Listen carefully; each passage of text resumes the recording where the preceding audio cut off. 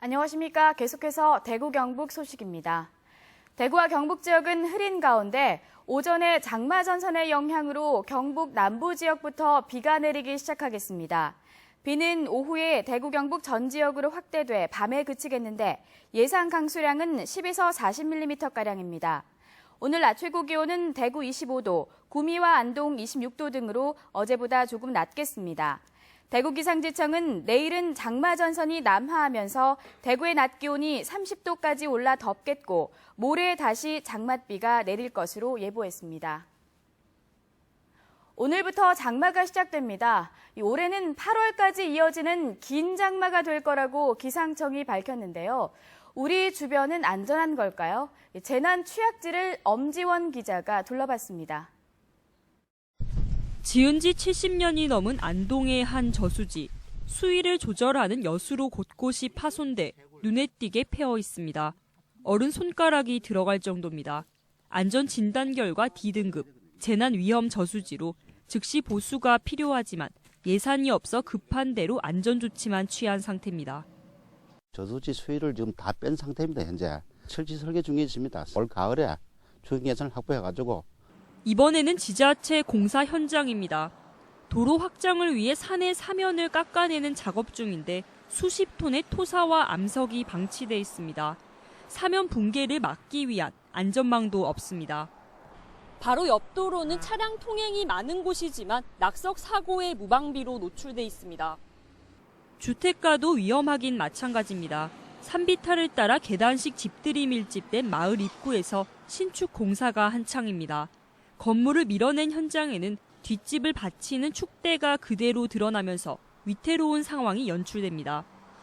산사태 위험 지역은 전국적으로 1만여 곳, 해마다 낙석과 산사태 사고의 절반이 장마철에 집중되고 있지만 허술한 대비로 사고 위험에 노출돼 있습니다.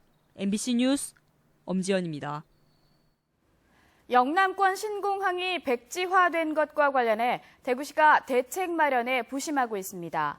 대구시는 어제 권영진 시장 주재로 전문가들이 참가한 가운데 대책 회의를 열고 이번 용역 결과에 대해 대응 방안을 논의했습니다.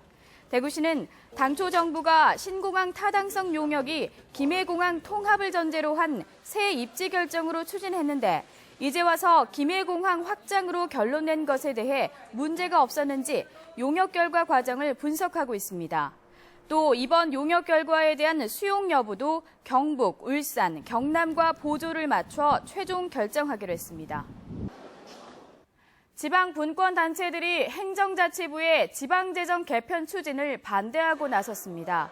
지방분권 개헌 국민행동과 균형발전 지방분권 전국연대 등 지방분권단체 4곳은 성명서를 통해 행자부의 지방재정 개편은 자치 입법권을 침해하고 자치 재정을 하향 평준화시키는 퇴행적인 방안이라고 비판했습니다.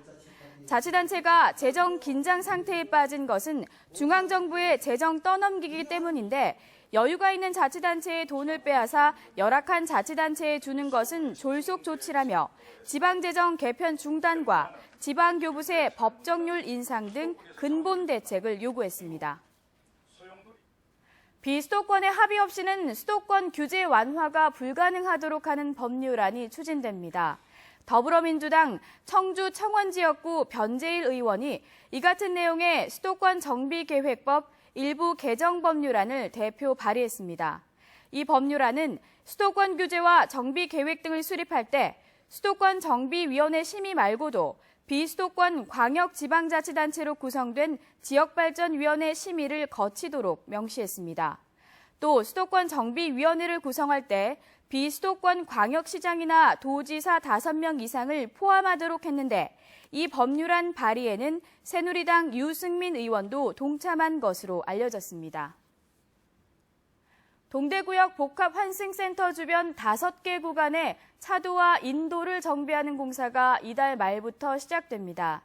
대구시는 동대구역 주변 경관과 보행 환경 개선을 위해 130억 원을 들여 파티마 병원에서 동대구역 사이와 큰고개 오거리부터 동대구역까지 복합환승센터 맞은편 도로 등 5개 구간에서 차도와 인도를 정비합니다.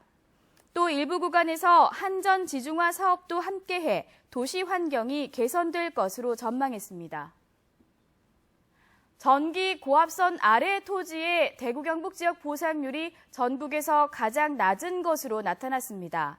대구의 무소속 홍일학 의원이 한국전력에서 제출받은 전국 미보상 송전선로 아래 토지 현황에 따르면 대구 경북 지역의 보상률은 56%로 전국에서 가장 낮았고 전국 평균 보상률 66%에도 많이 못 미쳤습니다. 또 보상하지 않은 면적과 필지수도 전국에서 가장 많았고 미보상 금액도 2,400억 원에 이르는 것으로 조사됐습니다.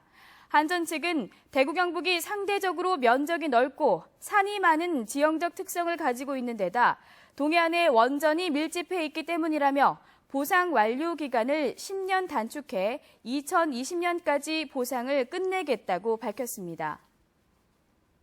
대구지방법원은 지하 벙커까지 만들어 놓고 송유관 기름을 몰래 빼돌린 혐의로 기소된 50살 A씨에게 징역 4년을, 57살 B씨에게 징역 3년을 선고했습니다. 이들은 지난해 4월부터 경주를 지나는 송유관에 구멍을 뚫어 60여 차례 걸쳐 28억 원어치의 휘발유와 경유를 훔친 혐의로 기소됐습니다. 네, 이상으로 생활뉴스를 마칩니다. 고맙습니다.